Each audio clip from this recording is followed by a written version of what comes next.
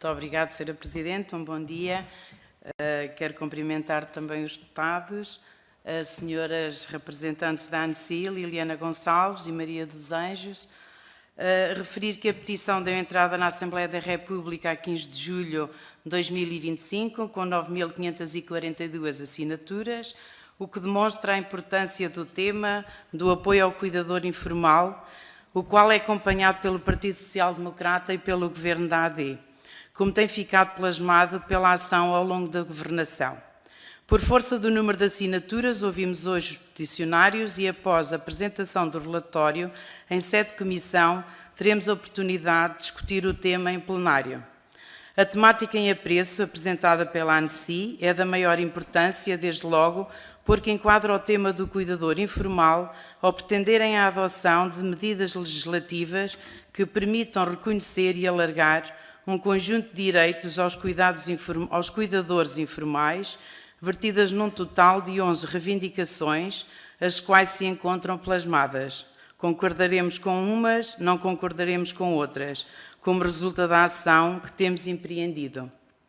O Estatuto do Cuidador Informal, aprovado pela Lei nº 100/2019, de 6 de setembro, veio reconhecer o papel fundamental dos cuidadores informais, garantindo-lhes um conjunto de direitos e apoios, tanto para os cuidadores como para as pessoas cuidadas, com especial enfoque na proteção dos idosos e de outros dependentes, visando incentivar a permanência destas pessoas nas suas casas pelo maior tempo possível, retardando ou evitando a institucionalização.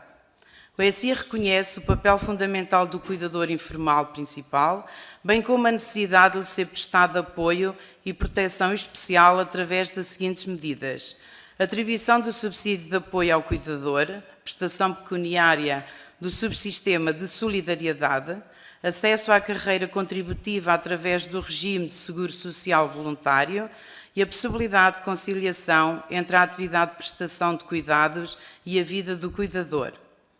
Em 2020, nos termos da Portaria número 64/2020, de 10 de março, foram implementados projetos pilotos em 30 concelhos, onde foram aplicadas de forma experimental as medidas de apoio ao cuidador informal. Nos termos desta portaria, a atribuição do SACI estava enquadrada no subsistema da ação social. Concluído com sucesso o projeto piloto, em 2022, o Decreto Regulamentar número 1/2022, de 10 de janeiro, alargou o projeto a todo o território nacional.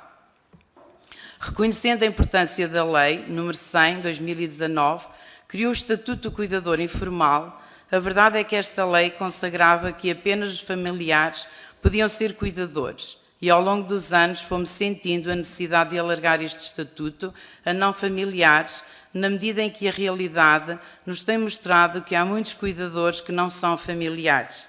Assim, ainda na oposição, o PSD apresentou um projeto de lei para alargar o reconhecimento de cuidador informal principal e não principal, a quem cuida de uma pessoa, ainda que não seja seu familiar. Este projeto deu lugar a uma alteração, mas que apenas permitiu que o estatuto fosse alargado a não familiares, em caso de ser cuidador não principal. Ficou, portanto, aquém do propósito do PSD. Assim, o 24º Governo da AD, pouco depois do início das suas funções, veio introduzir as alterações necessárias, de modo a alargar o âmbito da aplicação do Estatuto de Cuidador Informal a não familiares. Foram ainda introduzidas medidas de simplificação do processo de reconhecimento do Estatuto, como, por exemplo, a possibilidade de ter o Estatuto de Cuidador Informal provisório, que vai de imediato, de uma forma ágil, atribuir um profissional de referência que ajudará o cuidador a instruir o processo. Aproveito para lhes perguntar se concordam com esta alteração. Simultaneamente, foi aumentado o valor do subsídio de apoio ao cuidador informal. Passou de 509,26 euros para 560,19 euros, representando um acréscimo de 50,93 euros.